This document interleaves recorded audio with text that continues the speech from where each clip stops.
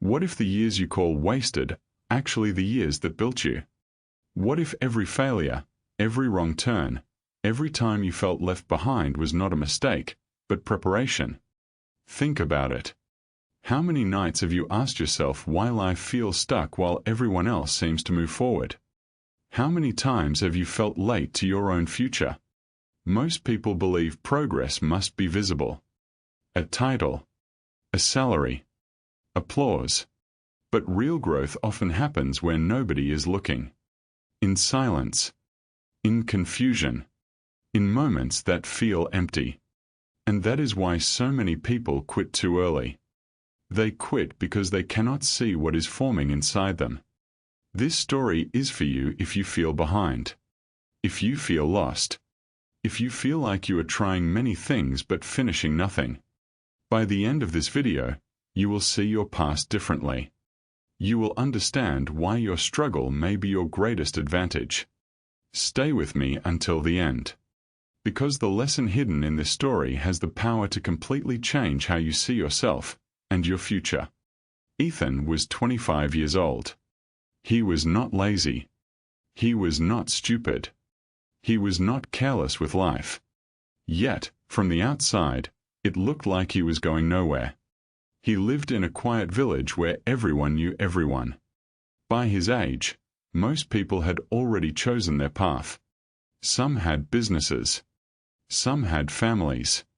Some had respect. Their lives looked stable, predictable, certain.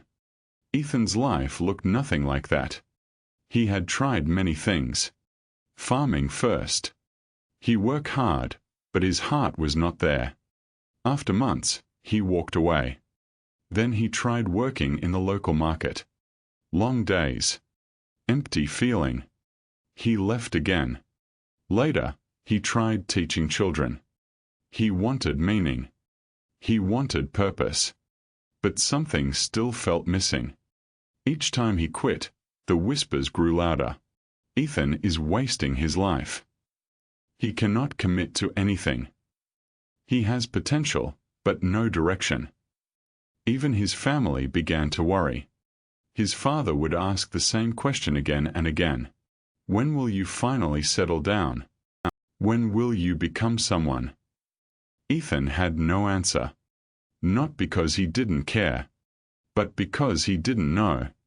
At night, he would sit alone and stare into the dark sky. His thoughts were heavy.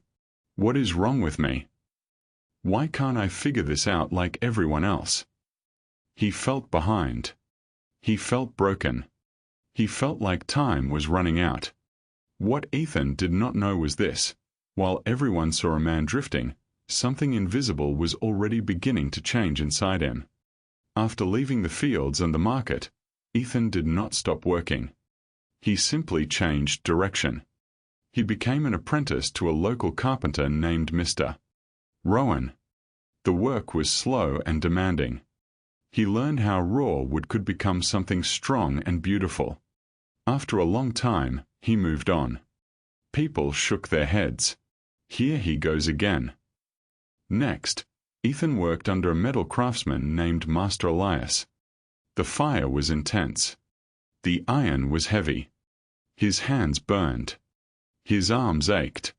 Day after day, he learned how pressure creates strength, how heat shapes what is hard. After years of learning, he left again. More whispers followed him. Then Ethan studied with an old writer named Samuel. He learned to read deeply, to write clearly, to turn thoughts into words, to understand meaning. Once again, after time, he walked away. By the time Ethan reached his early 30s, the village had decided who he was. A drifter. A quitté. A man who never finished anything. His younger friends had land, families, status. Ethan had none of that. But what nobody saw was this. Every skill changed his mind. Every lesson rewired how he thought.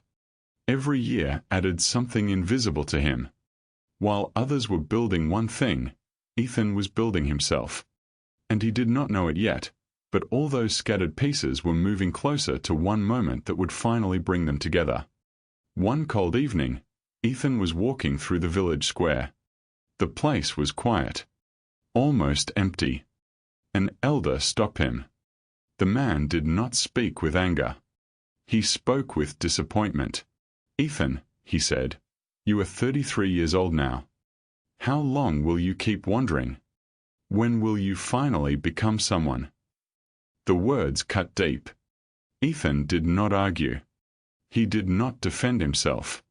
He simply nodded and walked away. That night, he returned to his small home.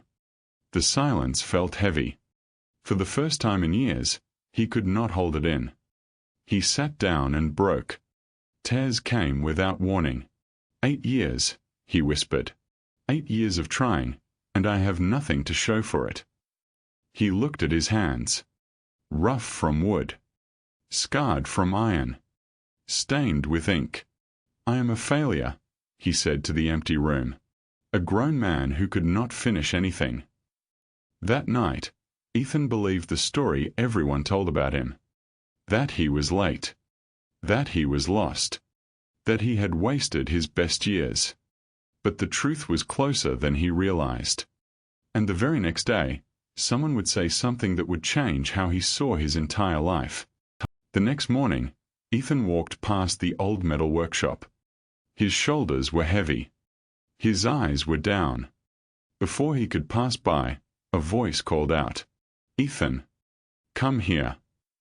It was Master Elias, the metal craftsman he once trained under. Ethan expected another lecture, another reminder of who he was supposed to be by now. He stepped closer, ready to hear words that would hurt. But Elias looked at him differently. Not with judgment. With understanding. "Do you know what you are?" Elias asked. Ethan answered quietly, "A failure." Elias laughed. Not in mockery. In recognition. "No," he said. "You are the rarest thing in this village." Ethan looked up, confused. "For 8 years," Elias continued, "you learned from different masters. Wood. Metal. Words. Teaching. Trade. Every time you thought you were quitting, you were actually collecting." Ethan shook his head. "But I never finished." "You did not quit," Elias said firmly. "You were preparing. Every skill changed how your brain works. Every lesson shaped you. You were becoming someone new, even when you could not see it." Something cracked open inside Ethan. "All those years," Elias said, "are about to connect. And when they do, the world will need exactly what you have become." For the first time in years, Ethan did not feel broken. He felt ready. 3 weeks later, the village gathered in the square. A wealthy landowner had arrived. His clothes were fine. His voice was firm. "I need something built," he announced. "A grand entrance for my estate." He described the work carefully. Carved wooden panels. Strong decorative iron. Words etched into stone to tell his family story. The crowd murmured. The carpenter stepped forward. "I can do the wood, but not the metal or the writing." The metal craftsman spoke next. "I can shape iron, but I cannot carve wood or write." The writer raised his hand. "I can write the words, but I know nothing of tools." The landowner sighed. "Then I need 3 men. It will take months." That was when Ethan stepped forward. His heart raced. His hands trembled. But his voice stayed calm. "I can do all of it," he said. The square fell silent. Then came the whispers. Soft laughter. Doubt. "Ethan," someone said. "The man who never finished anything." The landowner looked at him closely. He stuttered his eyes. He saw fear, but also certainty. "You have 30 days, the landowner said. "If you fail, you will pay for my lost time." Ethan nodded. "I will not fail." As the crowd watched him walk away, They expected to see the same ending they always had. But this time was different. Because this was the moment every invisible year had been waiting for. Ethan began the work in silence. On the first day, he chose the wood. His hands moved with calm precision.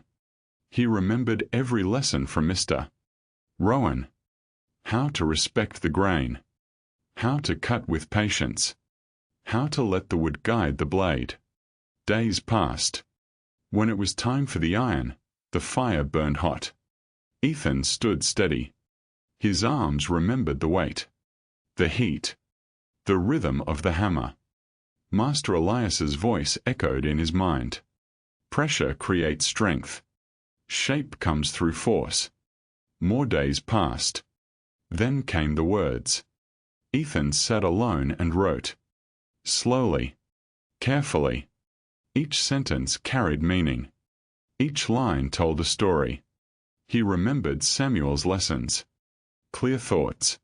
Honest words. No waste. As the days moved forward, something unexpected happened. Ethan stopped feeling afraid. Instead, he felt clarity. Every skill fit where it belonged. Nothing was random. Nothing was wasted. For the first time in his life, he understood the truth. I was training for this, he whispered.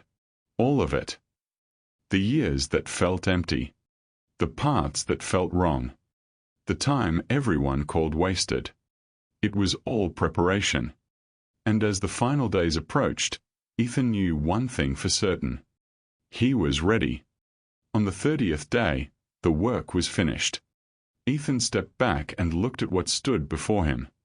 His hands were tired. His body was worn. But his heart was calm. For the first time, he felt no doubt. The village gathered as the landowner arrived. People came out of curiosity. Some came to watch Ethan fail. Others came because they had nothing better to do. They whispered as they waited. The cloth was pulled away. Silence. The wooden panels were alive with detail. Every curve was clean. Every line had purpose. The ironwork flowed like it had been shaped by thought, not force. The words carved into the surface were powerful. Simple. Honest. They told a story that felt real. The landowner walked closer. He touched the wood. He traced the metal with his fingers. He read the words slowly. This, he said, turning to Ethan, is master-level work. No one laughed now. The same people who once whispered stood quiet. The same eyes that judged now watched with respect. How did you do this? The landowner asked. Ethan answered softly. I worked on myself when no one was watching. In that moment, the village understood something they had missed for years. The man they thought was lost had been becoming something rare. Ethan's life changed after that day. Word spread quickly. Nearby villagers began asking for his work. People who once ignored him now spoke his name with respect. But success did not make Ethan loud. It made him quiet. It made him grateful. 2 years later, a young man knocked on his door. His name was Lucas. He was 22. And he looked exactly like Ethan once did. I don't know what I'm doing with my life, Lucas said. I've tried different jobs. I quit all of them. Everyone says I'm wasting time. Ethan invited him inside. He poured tea and listened. He did not interrupt. He did not judge. How old are you? Ethan asked. 22. Ethan smiled gently. I was lost until my 30s. Lucas looked up, surprised. Every skill you learn, Ethan said, even the ones you leave behind, changes you. You are not wasting time. You are collecting pieces. One day, they will connect. He showed Lucas his tools. Wood. Iron. Writing instruments. Once, people said I could not finish anything, Ethan continued. Now they come to me because I can do what others cannot. Not because I was special, but because I kept learning in silence. Lucas's eyes filled with hope. So I'm not behind? He asked. No, Ethan said firmly. You are becoming. If you are watching this and you feel lost, remember this. The years between starting and succeeding are not empty years. They are the forge. Work on yourself in silence. Let success speak later. If this message reached you today, stay with me, because what comes next may be exactly what you need to hear. Work on yourself in silence. Let success speak later. If this message reached you today, stay with me, because what comes next may be exactly what you need to hear. If this message reached you today, stay with me, because what comes next may be exactly what you need to hear.